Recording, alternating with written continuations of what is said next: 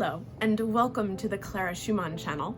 I'm Sarah Fritz, and I know you all want to know, what are Clara Schumann's greatest works?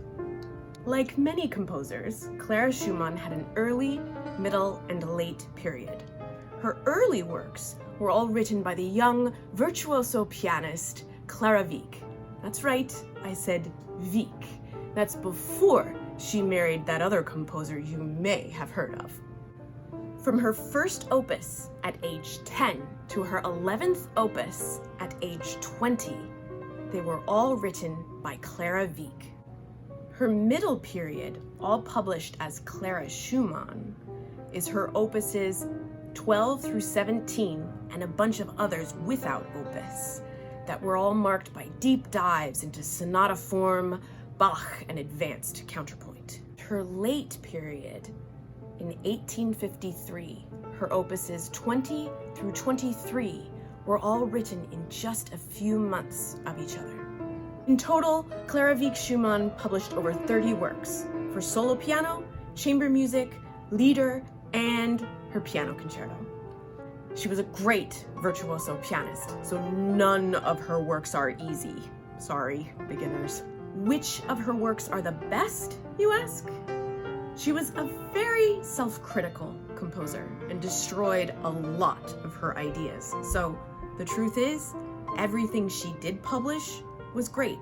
Really, I'm not kidding. But I will tell you some of my favorites and some of the ones that are the most popular. Starting with her early works. Her Opus 6 Nocturne, written in the style of Chopin, but with this hauntingly beautiful melody and some of Clara Wieck's signature advanced harmonizations, like a French augmented sixth that resolves to tonic. Oh, you theory nerds will love it. The mazurka in that same Opus 6, Johannes Brahms and Robert Schumann were kind of obsessed with quoting it in their music. Then there's her Opus 7 Piano Concerto in A minor, a work that influenced all other concertos that came after it. Her only orchestral work, a work that I wrote so many blog posts and a New York Times article about, links below. Then she wrote 2 badass sets of variations, her Opus 8 and 9, then her Opus 10 Scherzo that is a fantastic encore, and then we get her Opus 11 Romances, her transitional opus into the mature works of Clara Schumann. Her middle period began with deep dives into Beethoven sonatas and Bach fugues, and you can hear it in her piano sonata that wasn't published or performed until the 1990s. She took up songwriting and wrote some of the greatest lieder in the repertoire, like her Liebst du Schönheit. Liebst du Schönheit! Then there's my favorite, Die Lorelei, Clara's homage to Schubert's Erlkönig. Clara devoted herself to mastering writing fugues in the style of Bach, resulting in her ingenious Opus 16 Preludes and Fugues. And then comes her Opus 17 Piano Trio in G minor, her most mature four-movement work. There's great recordings of the piano trio by the Beaux-Arts Trio and a new one by Anne-Sophie Mutter, a must listen. Then there's a gap of 5 years where Clara Schumann published nothing, and she worried that her composition days were over, and they very well might have been, except in 1853, finally, the Schumanns were able to afford an apartment where Clara could have her very own study for composing. Why it took so long is for another video. But that's why she composed her Opus 20 through 23 all in the same summer.